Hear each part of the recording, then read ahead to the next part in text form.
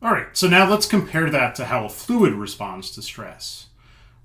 So the first situation that's maybe a little bit too simple to think about is what happens when you put a fluid under a normal stress. So that's stress is coming at it from all angles. This isn't quite the same way that I presented it for solids, but I think you get the idea. So imagine I make a box of a fluid and I start pressing on it from all dimensions.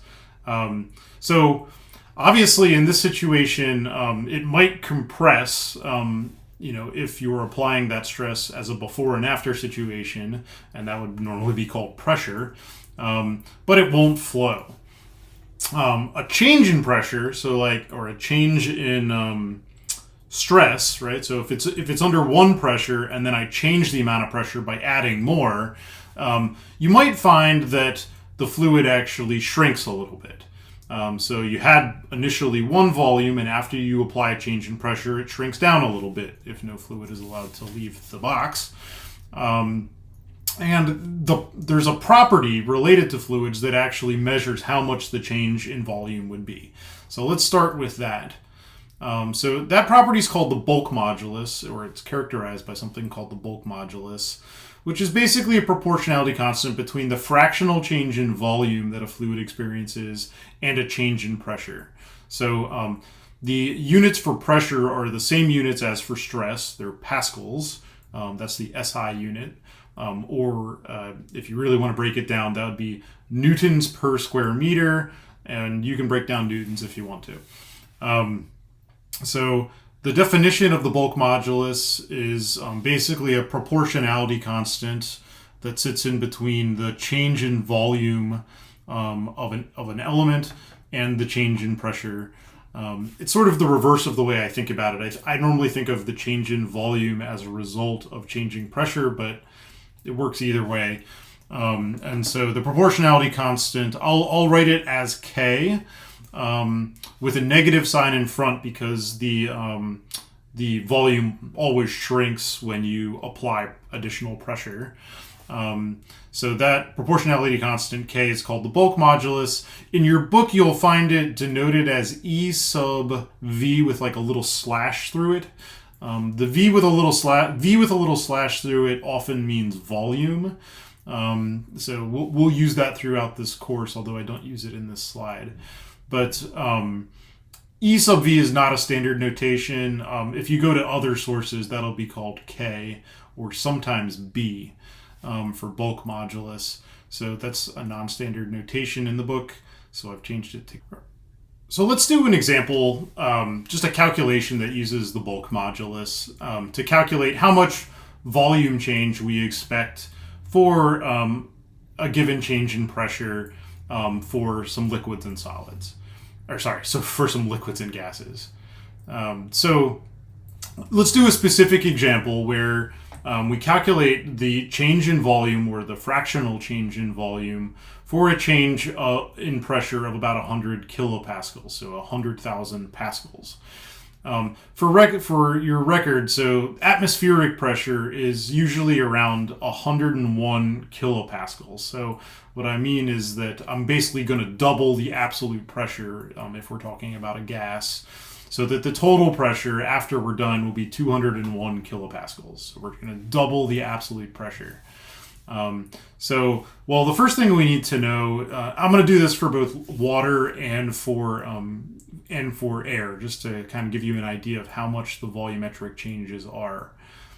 So for water, you can look up the bulk modulus, and it turns out to be 2.2 gigapascals, or 2.2 e to the 9 pascals. So if I just use our handy-dandy formula up there and invert it, so I want to calculate the change in volume for a given pressure change. So that's minus delta P divided by K. So if I just plug in the numbers for delta P and K, what I'll find out is that the fractional change in volume is negative 0.00045, or in other words, a 0.0045% change in volume. That's not very big, right? So water does not change its volume very much when you press on it. You have to, change pressure an awful lot to see any volumetric change in water, in liquid water. So I think the book actually gives an example of, if you go down to the bottom of the Mariana Trench, the deepest point in the world under the ocean, you'll find that at that location, the volume has only shrunk by like 5%, or the fractional change is like 5% for water, even if you go 7 miles underneath the ocean. So for all practical purposes, water is basically incompressible. You cannot really change the volume of this stuff very much. Air and gases is a totally different story. So like we need to be a lot more careful with treating gases as compressible objects. So for example, air that's initially, why did I say P average? That's hilarious. I think what I meant is for air that goes from atmospheric pressure to 200 kilopascals, the average pressure in that situation is 150 kilopascals. Why do I mention that? Because if you want to look up the bulk modulus, the bulk modulus itself actually changes quite a bit over that range. But if I just I'm just trying to do an estimate for you. So if I pick a bulk modulus that's halfway in between the initial and the final state, that'd be about 200 e to the 3 pascals. So that's, I don't know, like a 4 order of magnitude difference or so. So it's quite a big difference. So if you double the absolute pressure for air, you basically cut the volume in half. There is a little bit of I'm not showing this under the hood, but later when we get to a chapter on compressible flow, there's actually an interesting question about how you pressurize it. So if you pressurize in a isothermal situation, you get a slightly different behavior than if you do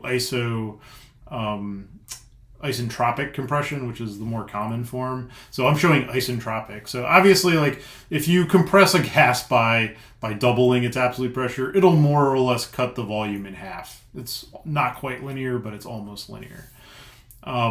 So the conclusion is that liquids are much less compressible than gases, and liquids are usually considered incompressible unless there's some sort of very extreme situation going on.